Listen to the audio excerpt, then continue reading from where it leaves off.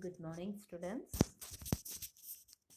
Today, already you have studied about the anti-caste movement and also Islamic reforms.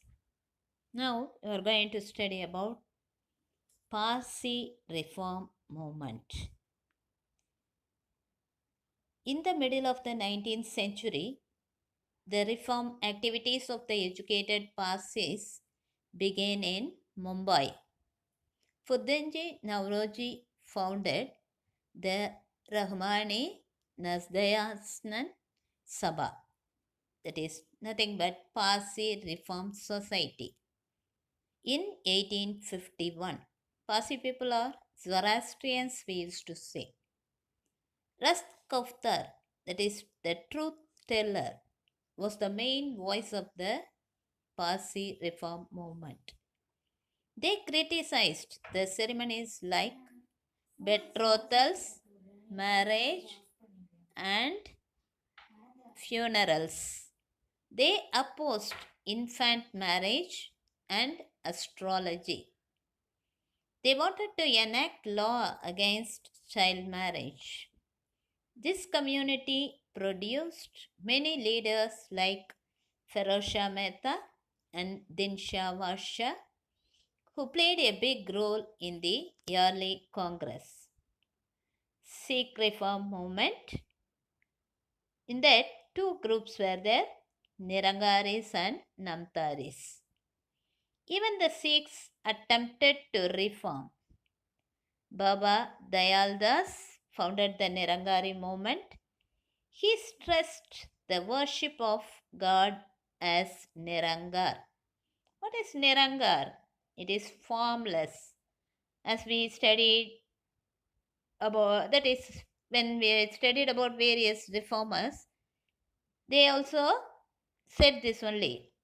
They opposed that idolatry. Like that, here also, he stressed the worship of God as Nirangar or formless, rejection of idols, rituals associated with idolatry, reference for the authority of Guru Nanak. Guru Nanak was their leader, and of the Adi Granth formed the essence of his teachings. He reiterated the prohibition on meat eating and liquor consumption. Okay, he was opposing that meat eating and also liquor consumption. The Namtari movement, founded by Babaram Singh, was another socio religious movement among the Sikhs. Okay, it was another socio religious movement among the Sikhs, we can say.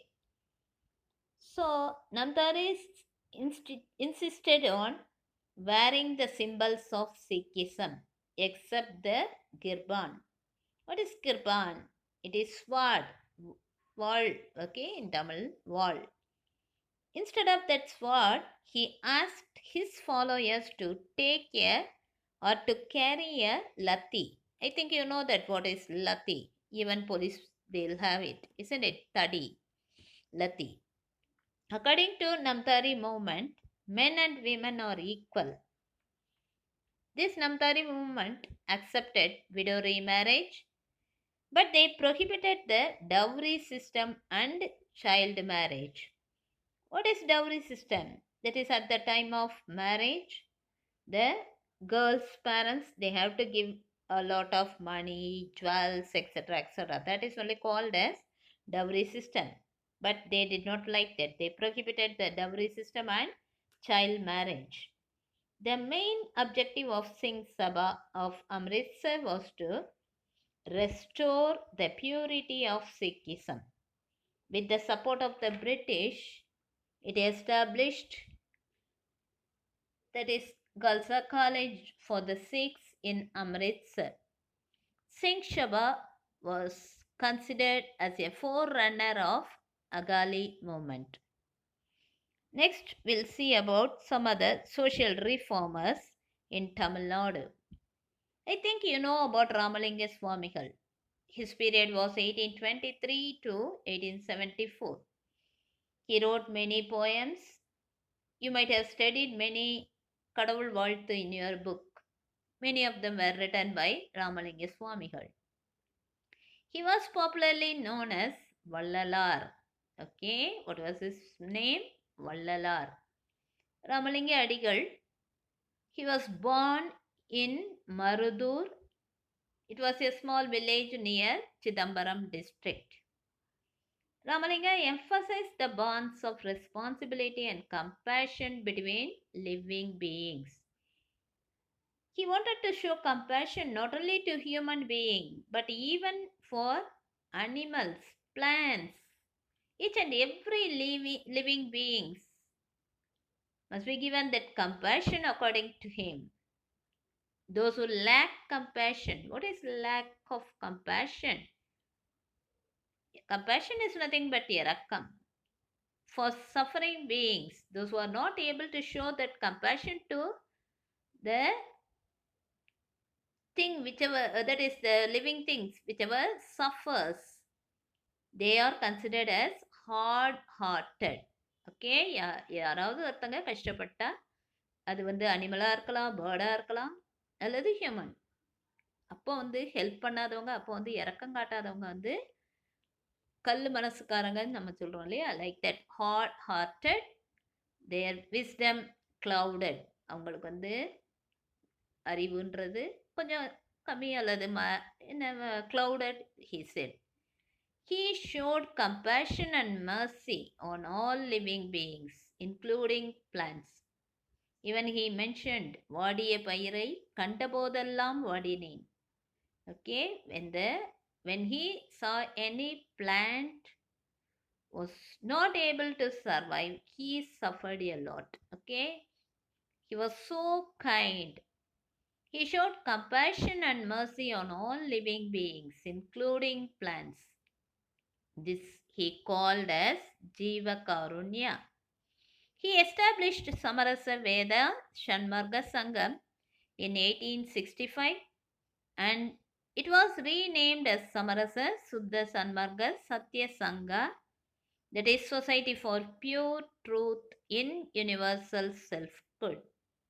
He also established Free Feeding House in Vadalur in 1867.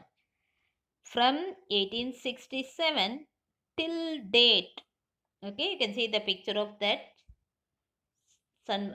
Samarasa Suddha Sanmukta Sadhya Sangha. Okay, still till date they provide food without any discrimination of caste to all people, whoever goes there. Okay, that is Society for Pure Truth in Universal Self-Good.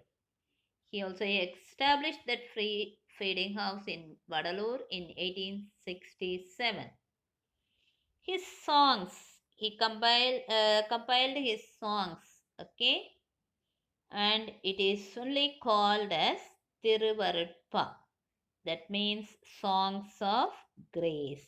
Okay, so his radical views deeply disturbed Saiva orthodoxy, who condemned his writings as Marutpa. Marutpa means songs of ignorance.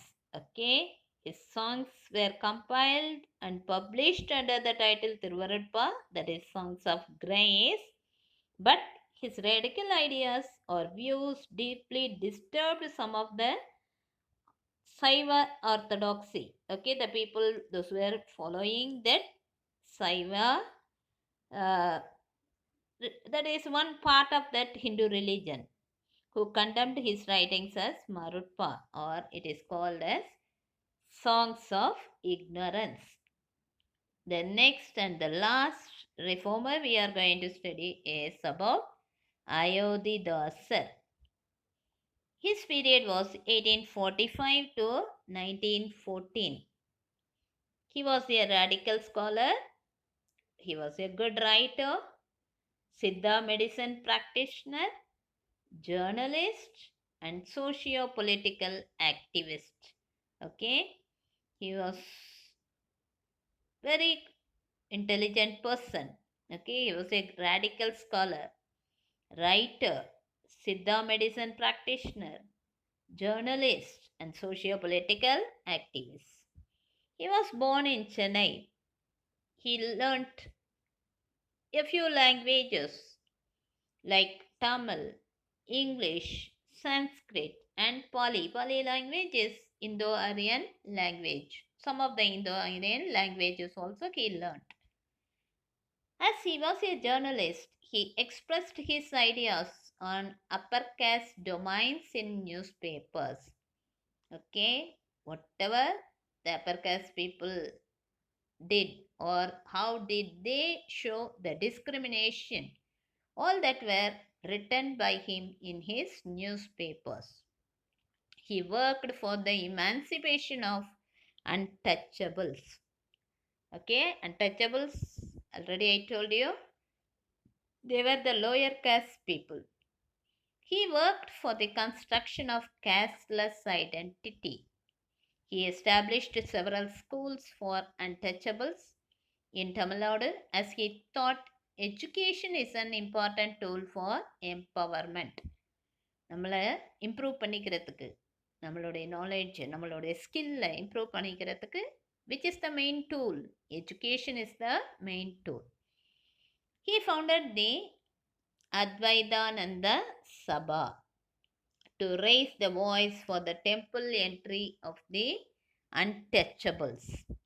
In 1882, John Rathinam and Ayodhidasar, they established Dravida Kalagam and started a magazine, Dravida Pandian, in 1885. He also founded the Dravida Mahajana Sabha in 1891, and that Sabha's first conference was held in Nilgiris. He also started a journal called Oru Paisa Tamilan in the year 1907 and published until his death in 1914. In 1898, he converted to Buddhism as he was disappointed with Hindu Dharma. He argued that the so-called untouchables were originally Buddhist. He called the untouchables Sadivedam Atra Dravidar and argued them to register as casteless Dravidians in the census. Okay, so in this lesson, we were studying about various social reformers, and this is the last part of that lesson. Thank you, students.